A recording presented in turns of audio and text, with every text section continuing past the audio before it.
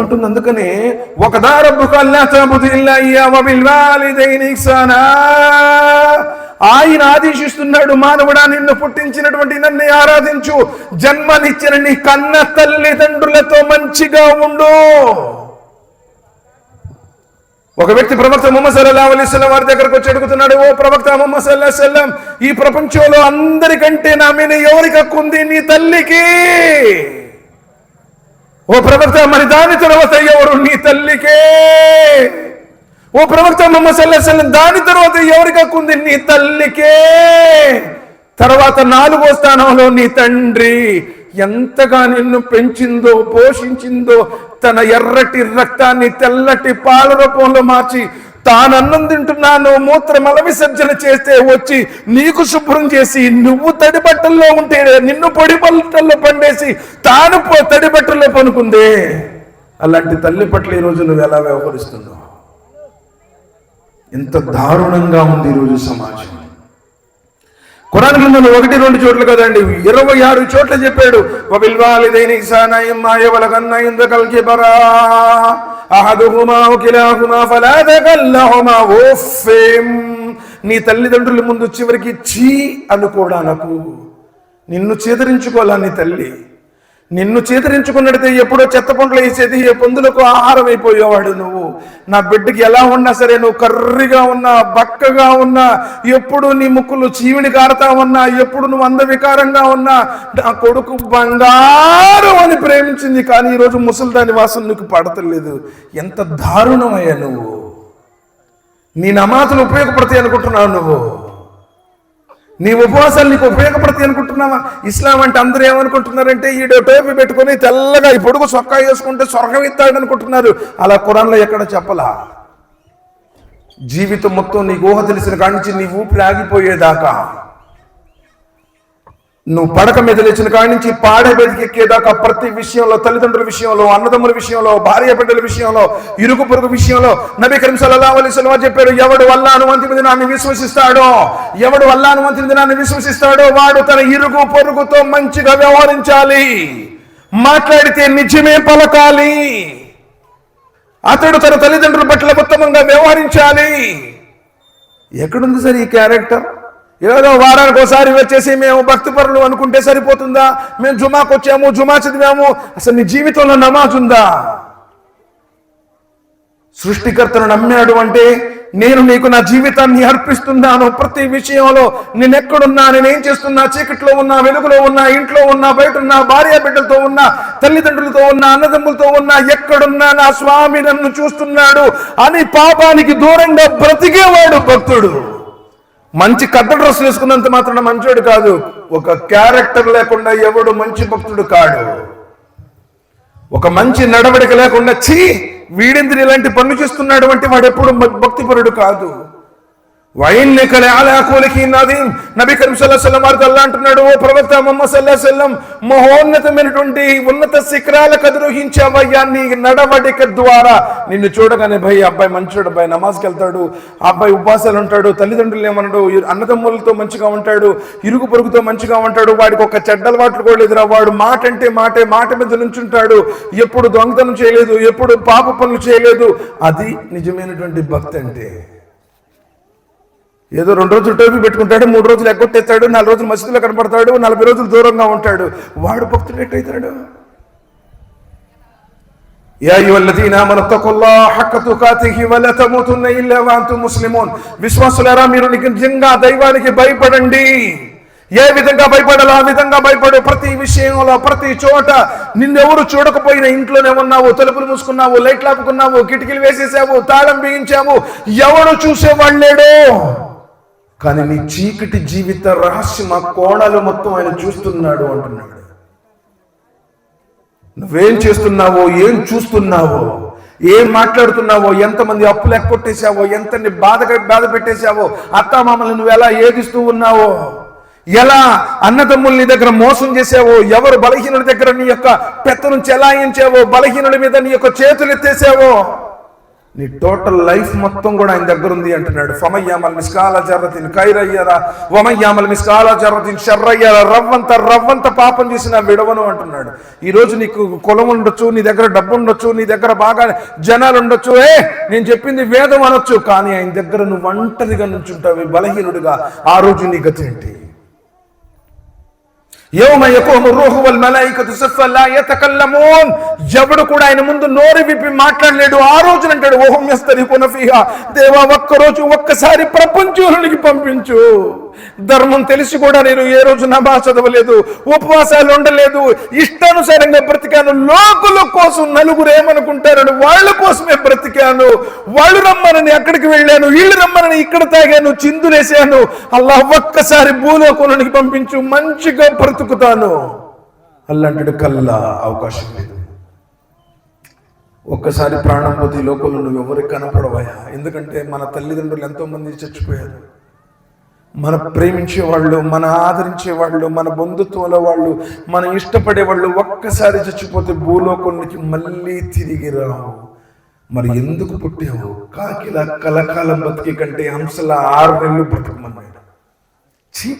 100 సంవత్సరాలు బ్రతికినది బ్రతుకు కాదు, ఎలా బ్రతికావు అన్నది ఇంపార్టెంట్. 4 సంవత్సరాలు భయ్ నెంబర్ 1 జీవనం, నెంబర్ 1 బేషక్ బచ్చాద్మి అన్నాడు అనుకోండి, ఏ కులమైన ఏ మతం వాడు మంచోడు అన్నాడు అనుకో, అల్లాహ్ సుబ్హానహు వ తఆలా నువ్వు సినిగిపోయిన చొక్కా వేసుకుని పూరింట్లో ఉన్న స్వర్గం ఇస్తాడు.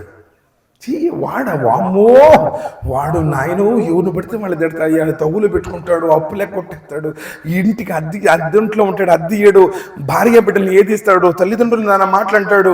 వాడి జీవితానికి అర్థమే లేదు. ఎన్ని సంవత్సరాలైనా బ్రతుకు. మరి ఏం జీవితం? ఎందుకు వచ్చావు? నేను ఎందుకు తయారు చేశాడు? ఒక వీరి బిందువు. ఫలియందురుల్ ఇన్సాను మిమ్మా ఖులిక మిమ్మా ఇన్ దాఫిక్, మానవుడు అల్పమైనటువంటి ఒక నీటి చుక్క వెన్నెముక నుండి, ప్రక్కటెముక నుండి దుమ్ముకుతూ వచ్చినటువంటి ఒక వీరిపు బొట్టుతో పుట్టించబడ్డాడు అన్నాడు. అయాహ్సబుల్ ఇన్సాను అన్ యుత్రక సుదా అలం యకున్ నుత్ఫతన్ మిన్ మనీయిన్. మానవుడు ఒక అల్పమైనటువంటి తల్లి గర్భంలో విడవబడినటువంటి నీటి బిందువు కావా? ఆ వీరి బిందువును మేము నెత్తుటి ముద్దులుగా చేయలేదా? చర్మం వినబడితే అసహించుకునేటువంటి ఒక నీటి చుక్క. ఆ వీరి బిందును తల్లి గర్భంలోనికి ప్రవేశింపజేసి గర్భాశయ గాఢాంధకారం 3 పొరల చీకట్లలో వీరి బిందును నెత్తుడి ముద్దగా చేసి, నెత్తుడి ముద్దను కండగా చేసి, కండను ఎముకగా చేసి, ఎముకపైన చర్మాన్ని తొడిగి సృజనాత్మకమైనటువంటి ఆకారాన్ని నీకిచ్చి, ఎంత అద్భుతంగా నడినెత్తి నుంచి అరికాలి వటికి నకశక పర్యాంతో శరీరంలో ఉన్న అంగాంగాన్ని మానవుడు తనకున్నటువంటి జ్ఞానంతో తయారు చేయలేనటువంటి ఈ దేహాన్ని ఎవరైతే తల్లి గర్భంలో తయారు చేస్తున్నాడో ఆ స్వామిని ఖురాన్ అంటుంది. అల్లా మసీదులో ఉండేవాడో సాహిబుల్ దేవుడు అని ఖురాన్లో ఒక్క చూడలేదు. ఎవరు పంచభూతాలను సృష్టించాడో ఆ స్వామి. అల్లదీ జఅల లకుల్ అర్ద ఫిరాషా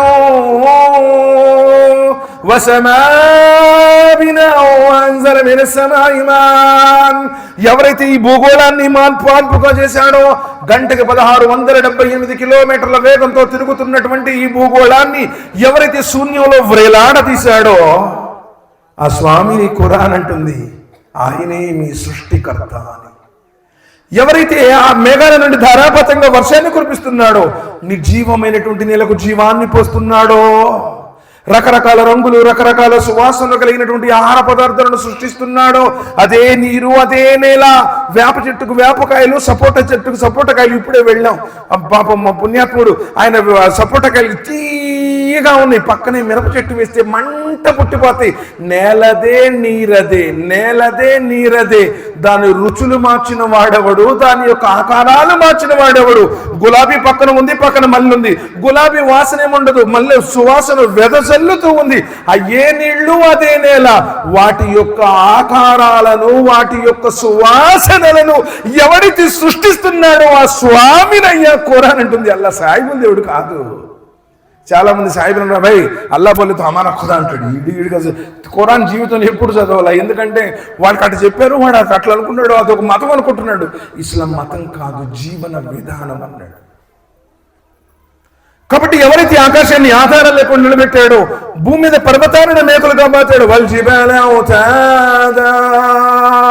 వఖలకనకుం అజ్వాజా, ఆయన తల్లి గర్భంలోనే ఆడ మగ ఇద్దరు జంటల్ని పుట్టిస్తున్నాడు. తల్లి గర్భం నుంచి మొదట ఒక అబ్బాయి, మొదటి కనుపులో, రెండోది అబ్బాయి, తర్వాత అబ్బాయి, తర్వాత మళ్ళీ అమ్మాయి. ఒకే తల్లి గర్భంలో అమ్మాయి అబ్బాయి, స్త్రీ పురుషుల రెండు జంటలను ఎవరైతే సృష్టిస్తున్నాడో ఎవరి వల్ల కాదు. నాకు అబ్బాయి కావాలి అని ఒక అమ్మాయి ఎదురు చూస్తూ ఉంది. ఎందుకంటే అమ్మాయిలు పుట్టారు ఇద్దరు, మూడో వాడైన అబ్బాయి పుడతాడు, మూడోది కూడా అమ్మాయే. ఒకడికేమో అమ్మాయి కావాలి, వరుసన ముగ్గురు అబ్బాయిలే. ఎత్తెగిరి కోసుకునేది కాదు, నీ నా చేతిలో ఎవడికి లేదు. తల్లి గర్భంలో ఎవరైతే సృష్టిస్తున్నాడో, ఈ విశ్వాన్ని ఎవరైతే నడిపిస్తున్నాడో, అల్లాహుల్లదీ ఖలక సమావాతి వల్ అర్ద్ వమా బైనహుమా ఫీ సిత్తతి అయ్యామ్, ఎవరైతే 6 రోజుల్లో సమస్త పంచభూతాలను సృష్టించాడో, మేఘాల నుండి ధారాపతంగా వర్షాన్ని కురిపిస్తున్నాడు, నేల నుంచి రకరకాల రంగులు కలిగినటువంటి ఆహార పదార్థాలను సృష్టిస్తున్నాడు, సర్వజీవకోటికి కావలసిన ఆహారాన్ని అందిస్తున్నాడు. ఆ స్వామిని కూరానంటుంది అల్లా. సాయిబు కాదు. ఎప్పుడైనా మసీదులు వెళ్ళి చూడండి, ఏమీ లేదు. మాకు కూడా మాకు తెలియనప్పుడు అబ్బో అల్లాంటి ఏ దర్గానో, ఏ జెండానో, ఏ పీరో, ఏ బాబానో, ఏ ఒలీనో, ఏ తావీజో సినిమాలో చూపిస్తాడు. దగ్గర వాడు తావీజ్ కట్టుకోగానే బుస్సులని వెనక్కి వెళ్ళిపోద్ది. అదంతా డబ్బు, ఏమీ లేదు. వాడు డబ్బు కోసం ఈ వ్యాపారం పెట్టుకున్నాడు తప్ప ధర్మానికి దానికి సంబంధం ఎక్కడా లేదు. అందుకని ముందు ఎవరో తెలుసుకో. అల్లాహుల్లదీ, ఆయనే అల్లాహ్ ఖలకకుం, నిన్ను పుట్టించినటువంటి వాడు, పంచభూతాలను సృష్టించినటువంటి వాడు, సముద్రాలను వాటి సరిహద్దుల్లో నిలిపి ఉంచినటువంటి వాడు, కాలాన్ని కాలచక్రాన్ని తిప్పుతున్నటువంటి వాడు, సమస్త విశ్వ వ్యవస్థ ఎవరి ఆధీనంలోనూ అయితే ఉందో ఆ స్వామిని ఖురాన్ అంటుంది. అల్లా అంతే ప్రత్యేకమైనటువంటి దేవుడు కాదు, అరబ్ దేశస్థుల దేవుడు కాదు. ఇంకా దైవం అంటున్నాడు, షహరు రమదాన్ అల్లదీ ఉన్జిల ఫీహిల్ ఖురాన్, పవిత్రమైనటువంటి ఖురానును మేము రంజాన్ మాసంలో అవతరింపజేశాము. హుదల్ లిన్నాస్, ఇది సర్వ మానవాళికి మార్గదర్శకత్వం. సర్వ మానవాళి కోసం, ఏదో ఒక కులం కోసమో, ఈ భాష మాట్లాడే వాళ్ళ కోసమో, లేకపోతే ఈ వేషం వేసుకున్న వాళ్ళ కోసమో, ఫలానా దేశం వాళ్ళ కోసమో, మానవ జాతి అంతటి కోసం హాదా బలాగుల్ లిన్నాస్ మానవులందరి కోసం ఇది ఒక సందేశం. మానవులందరూ ఒకే జంట సంతానం, మానవులందరూ ఒకే కుటుంబ సభ్యులు. మానవత్వంతో జీవించండి, దైవానికి భయపడి ఈ లోకంలో మంచిగా బ్రతకండి అన్నాడు. అంతేగాని నువ్వు చచ్చిపోయిన తర్వాత మీదే కులం, మీదే ఊరు, మీది నువ్వు ఎంత సంపాదించావయ్యా ఇది అడగరు. సోదరుడు, ఒక్క మాట వినండి. ఐహిక జీవితం ఎలాంటిది అంటే, ప్రతి వాడు ఏం కోరుకుంటాడు అంటే, సాధారణంగా నేను మంచిగా ఉండాలి, మంచిగా ఎదగాలి. కానీ ఒకరోజు అన్నింటినీ విడిచిపెట్టి ఒంటరికి వెళ్ళి సమాధిలో పొందాడు. ఒక్క ఉదాహరణ చెప్తాను, చెప్పండి. సాధారణంగా ఎవరిని అడిగినా, బాబాయ్ మీ నాన్నగారి పేరు చెప్పు ఒక్కసారి. మీ నాన్నగారి పేరు ఊరక, మీ నాన్నగారి పేరు ఆయనకు అర్థం కాదు, మీరు చెప్పండి. ఎవరైనా మీ నాన్నగారి పేరు చెప్పండి. ఎవరైనా వాళ్ళ నాన్న పేరు, వాళ్ళ నాన్న పేరు,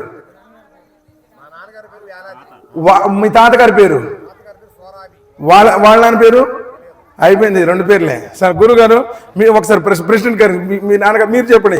జగన్ రెడ్డి మీ నాన్నగారి పేరు, వాళ్ళ నాన్న పేరు, వాళ్ళ నాన్న పేరు, తర్వాత ఈయన 3 పేర్లు చెప్పాడు, పర్వాలేదు. రేపు మన పిల్లలు మన పేరు కూడా చెప్పరు. ఎందుకో చెప్పండి? ఫోన్ ఇచ్చావు కదా, నువ్వు చచ్చిపోతే కూడా వాడు ఫోన్నే చెప్తుంటాడు, నీ చోట గుర్తుపెట్టుకో. పాయింట్ అర్థమైందా? మా నాన్న పేరు చెప్పేసాం, ఎందుకంటే సన్ ఆఫ్ ఉంటుంది కాబట్టి ప్రతి ఒక్కరికి ఈజీగా చెప్పేస్తాం. వాళ్ళ నాన్న పేరు అడిగితే కొంచెం ఆలోచిస్తాం, ఎందుకంటే తాత, కొంతమందికి పుట్టకముందే తాత చచ్చిపోయి ఉంటాడు, వాడికి తెలియదు, ఐడియా ఉండదు. ఆయన చెప్పినా కానీ ఇప్పుడు మర్చిపోయి ఉంటాడు. రేపు మన పిల్లలు మనల్ని కూడా, మన పేరు కూడా మర్చిపోయే స్థితిలో ఉంది. ఫోన్ వచ్చింది, గుర్తు పెట్టుకోండి, పాడైపోయింది సమాజం. అసలు ఒక్కో పిల్లగాడికైతే 24 గంటలు ఫోను ఫోను ఫోను ఫోను. అసలు ఇక్కడ ఏం జరుగుతుందో కూడా సంబంధం లేదు, అసలు ఏం చెబుతున్నాడో కూడా సంబంధం లేదు. ఇక్కడ సంగతి చెప్పట్లా. ఈరోజు పిల్లలు పొనుకునే తల్లికి రేత్రి 2-3 అవుతుంది, గుర్తుపెట్టుకోండి. 2-3 దాకా ఫోన్ చూడటం, ఫోన్లోనే అస్తగ్ఫిరుల్లాహ్. ఏం జీవితం సార్. అందుకనే జన్మనిచ్చిన కన్న తల్లి చచ్చిపోయినా కానీ ఆడవట్లే ఈరోజు పిల్లలు.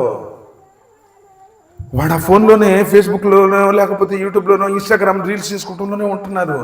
చచ్చిపోతే నీతో పాటు ఫోన్ ఇయర్ సమాధిలో గుర్తుపెట్టుకు. ఎందుకంటే బ్యాంక్ అకౌంట్కి గ్యాస్ కనెక్షన్కి అదే ఇచ్చి ఉంటారు. వాళ్ళు తర్వాత ఆధార్ కార్డు ఇచ్చి మార్పించుకుంటారు. 24 గంటలు.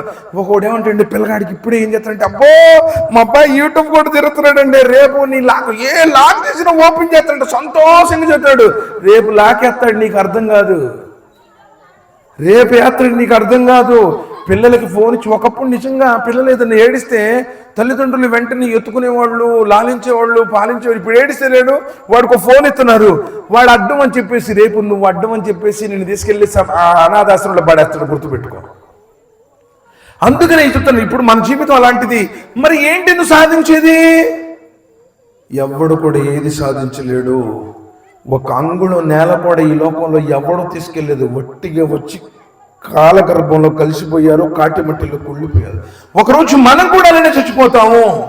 మనం తీసుకెళ్లేది ఏంటిది? సదాచరణ. సర్వోన్నతుడైనటువంటి ఆ దైవం ఈ ప్రపంచానికి ఎందుకు పుట్టించాడు? బాగా వాళ్ళు కాల్ చేస్తున్నారు సార్. చూడండి, చిన్న చిన్న పిల్లలు. ఒక్కళ్ళు వెళ్ళండి, పర్వాలేదు, ఒక్కళ్ళు చెప్పండి. కాబట్టి మానవ జాతి అందరికీ సంబంధించింది. ఇదేదో ఒక వేషం, ఒక ప్రాంతం, ఒక డ్రెస్కి సంబంధించింది కాదు ఇది. కాకపోతే దురదృష్టవశాత్తు ఏంటంటే మాకు తెలుగు ఉర్దూ రాదండి అనేటువంటి భావనలో చాలామంది దూరం అయిపోయారు తప్ప, ఉర్దూ భాషకి దీనికి ఉర్దూ భాష వస్తే కొమ్ములు వచ్చినట్టు అని చెప్పేసి ఎక్కడా చెప్పలా.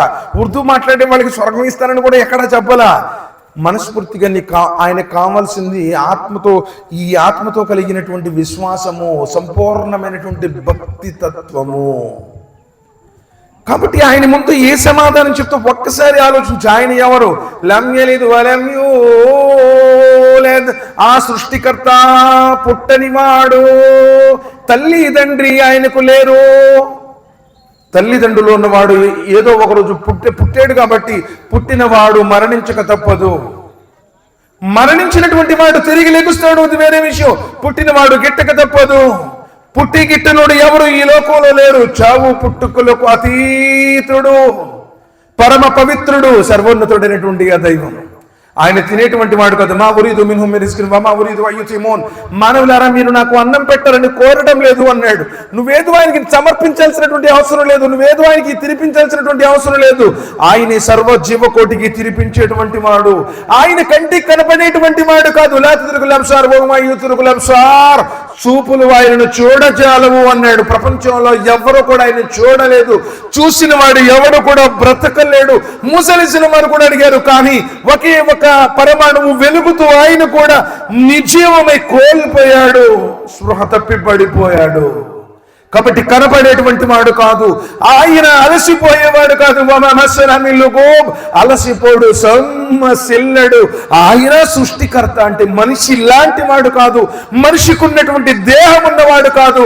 మనిషిలాగా ఆకలి దప్పికలు, నిద్రాకునుకులు లేనటువంటి వాడు. ఆకాశాలపై సింహాసనంపై ఆసీనుడై ఉన్నవాడు. ఎంతటి మహోన్నతుడు, ఎంతటి మహోన్నతుడు ఆ దైవం. ఒకసారి చూడు అన్నాడు. సుమ్మర్ద ఇల్బసరు కర్రతైన యంకలిబు ఇలైకల్ బసరు కాసియం వహువ హసీర్. ఒకసారి ఆకాశం కేసి చూడు, ఏదైనా లోపం కనిపిస్తుందా?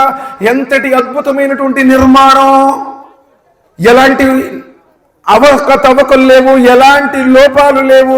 మనం ఒక చిన్న 2-3 సెంట్లు ఇంటి స్థలంలో కట్టుకుంటే ఈరోజు అసలు పరిస్థితులు బాగలేదు. పెచ్చులుడిపోతుంది, ఇనుము తుప్పిపెట్టిపోద్ది. ఎంపడే బాగు చేయించుకోవాలి. 1500 కోట్ల సంవత్సరాల బట్టి ఎక్కడైనా ఆకాశానికి ఒక బెజ్జం పడిందని కానీ, ఫలానా చోటు ఇది అక్కడ ఉంటే బాగుండదు, అది ఇక్కడ ఉంటే బాగుండదు. లోకంలో ఎవడైనా సరే ఆయన డిజైన్కి లోపం చూపించేవాడు ఎవడైనా ఉన్నాడా అన్నాడు. మనిషి ఇలా కాదండి, ఇలా ఉంటే బాగుండు చెప్పేవాడు ఎవడైనా ఉన్నాడా? ఆయన అత్యున్నతమైనటువంటి సృజనకారుడు. ఏదైనా సరే, ఇప్పుడు ఒక ఇల్లు కట్టుకున్నాను అనుకోండి, ఎవరే బాబు నువ్వు ఆగ్నేయంలో అది పెట్టేశావు, ఈశాన్యుడిది పెట్టేశావు అంటాడు. ఈ గుండాకి ఇప్పుడే చచ్చిపోద్ది. మొన్న ఒకడు ఎవడో చెప్పాడు, వాడు పిల్లగాడికి ఏదో కాళ్ళు అందక కొంచెం లారీ కింద పడ్డాడు, కాలు ఇరిగిపోయింది. ఒరే ఇల్లు సిద్ధాంతం ప్రకారం కట్టలేదు, అందుకని కాలు ఇరిగిపోయిందంటే వాడు ఇల్లు పలగొట్టాడు. ఇల్లు పోయింది, కాలు పోయింది. అంటే అన్ని బాగా కట్టుకుంటే ఏమీ కావా?